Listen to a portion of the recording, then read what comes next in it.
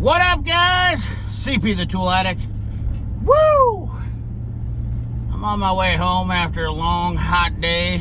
You know, I still can't believe it's September and we're still in the upper 90s. But today's video, we're going to talk about USA tool manufacturing being on the absolute worst downslide of history. Stick around. It's going to get interesting. You know, I fought this fight for quite some time. Buying USA made. And I love USA made tools. Love good tools in general. I buy Japanese, I buy Taiwan, I bought Chinese. But you know, the biggest problem I see here is I kind of opened up my eyes a little more.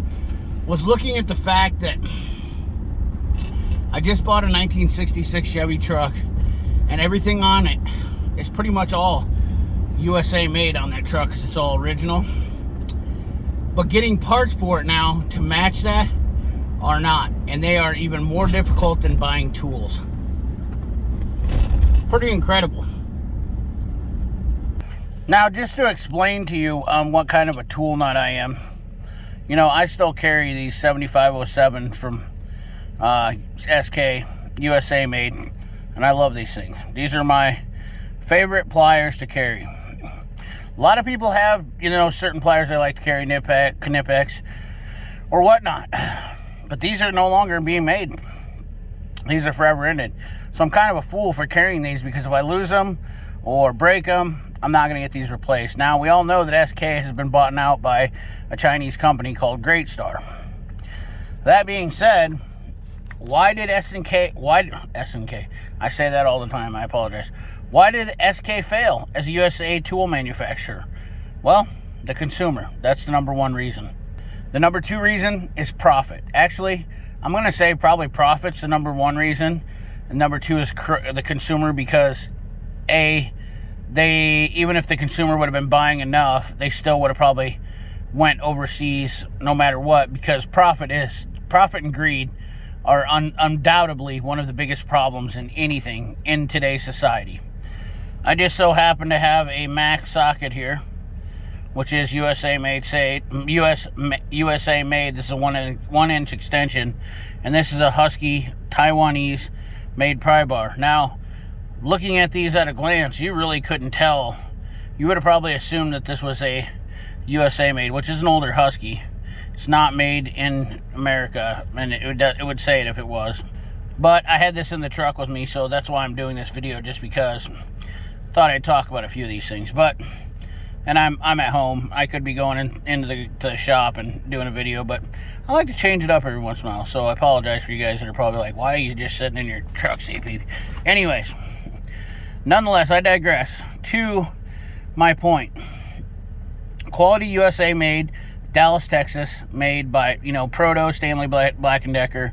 For all the semantic people who want to try to tell me what... I'm sorry, I gotta stop. For all the semantics, for people who want to play semantics, Stanley Black & Decker, Proto, Mac Tools, made in the same factory. Under different die conditions, obviously etching, all that stuff. Now we go to something that's Chinese. This is my truck screwdriver. This is Tekton. Tekton is notoriously known for using Chinese manufacturing. Now, I want to notate something about this. First of all, the thumb cap spinner. I bought this at O'Reilly's. It's a little 6-in-1 screwdriver. It all flips around, you know, and they're pretty nice little screwdrivers. You know, you can flip them around quick, but I bought this for my truck screwdriver. Once again, this is how much of a tool nut I am. I put screwdrivers in everything and everywhere I go. But I needed this one day. I was at O'Reilly's and I was trying to tear apart something, didn't have a screwdriver. I always have these little mini screwdrivers laying all over. An abundance of them. I probably spend way too much money on them if I just carried one around. But nonetheless, this is a Chinese made screwdriver. I don't believe this is Taiwan. I can't say for certain, so if you do know in the comment box, let me know. But I'm almost certain.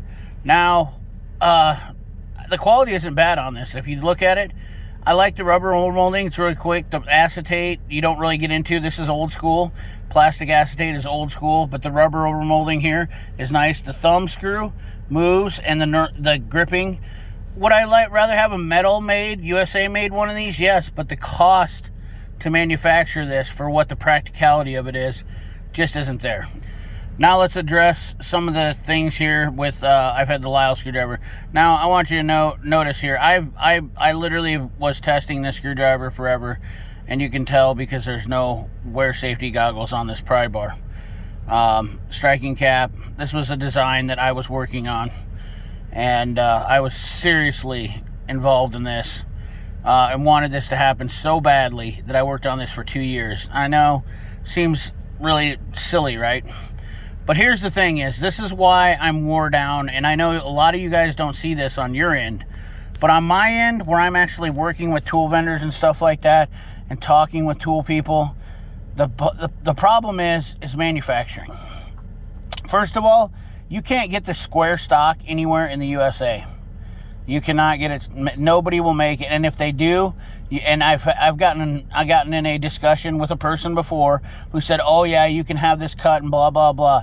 The cost alone to have a machine shop or some sort of machinist cut this was ridiculous. Absolutely ridiculous. What they wanted for this would have blown this cost up. Would you have paid $20 for this if it was made for it? No, the majority of the people wouldn't have. So therefore, it would have drove production down, and then ultimately probably killed this as an item that would have been sold. And that's a company's number one focus, is selling product. You have to order so many of them as a company. I realize that there is going to be some very staunch kickback in the comment section from people saying, you know, that are very strict on USA made stuff. And trust me, companies like Harbor Freight that push for Chinese manufacturing is why I don't like companies like that. You know, I get it. You know, buy something cheaper so people can afford it, and then you're just getting a half-assed product. You can look at companies like Tekton, who have just came out with these. Well, they sold 4 of these. What's a round bar stock, USA made, and I gotta say, even the quality on the USA made on the new Tekton, which I've been using the heck out of this, is kind of sketchy compared to the handle that they've had made on the Lisle ones. So I'm not saying the Lisle one is superior. Some people complain about the handle on the Lisle one, but the reality of it is some of the USA stuff is getting cheap just to be made in the USA. You would think, looking at these side by side, some people complain and said, oh, the Lisle looks cheap. Well, the Lisle doesn't mar up. This thing's been on the ground just like this one has been. And look at the condition that it's in compared to this one. Not only that, the fading of the plastic already, because it's probably cheaper plastic that they're using in order to do this. This is not a cheaper plastic, but it is cheaper to be made because of where it's being made at, in China.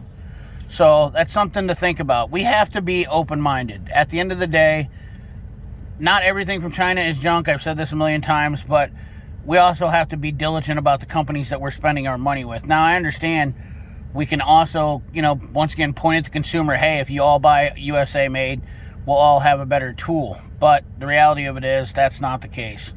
The reality of it is that these companies they want profit. Okay? Greed and profit is going to trump everything overall. That's why I believe Snap-on's beginning to be more expensive, is because of the greed and profit. I'm not saying that everything that they make is overly priced and that it's not very, you know, there's not a great quality to it, but you got to think of the amount of people that are involved in making this. This screwdriver, this pry bar here, is manufactured with less labor cost. They're paying people less an hour, and they don't have near the business restrictions. We are in a global market now. Because of the internet, we have opened up things like this so that these countries can sell to us with a lot more ease, which means that makes it super competitive for our USA manufacturing, where we didn't have to deal with the internet 20 years ago. You didn't have the options where people could find as much Asian or whatnot products online, thus making it look like USA manufacturing is now basically stepping over $1 to pick up a dime. Now, if you understand what I'm saying, and hopefully I'm conveying this in a light where you understand, you know, we have, like I said, you look at this, the Tekton Pry Bar, and I'm not saying the Tekton is inferior or terrible, but if you look at these side by side and you say that the Lyle looks cheaper, these are both used. In my opinion, the Tekton looks cheaper. Not only that, it is cheaper because they're using round bar stock. Okay? We're using a square bar stock because that's what we wanted for a pocket pry bar. But this round bar stock is absolutely cheaper than the square. So our USA manufacturing is cutting corners now just to be competitive with the Asian market, which is sad. And it's a reality that's going to come true. Not only that, when you look at these vehicles that are being made, most of the parts that are being made on them versus the 60s truck over there that had all the USA manufacturing done on it, these trucks have hundreds of parts on them that are not manufactured here in the States anymore. It is very sad, very true. I will say that my channel is still going to continue to strive on finding USA made stuff, but there is Chinese products. I prefer Taiwan, I prefer Japanese, I prefer German. There's a lot of good tools out there, which I've tried to show over the years, but I also try to share my experience with other people who don't want to spend or can't afford that type of money. So I have to be reasonable in every sense, but the quality. I hear people say the Lyle looks cheap. Does it look cheap when it's side-by-side comparison to a USA? You tell me in the comment box. Anyways, guys, remember, like, comment, share, subscribe. Ring that bell. Remember, keep your hands dirty and your money clean. Thanks for watching.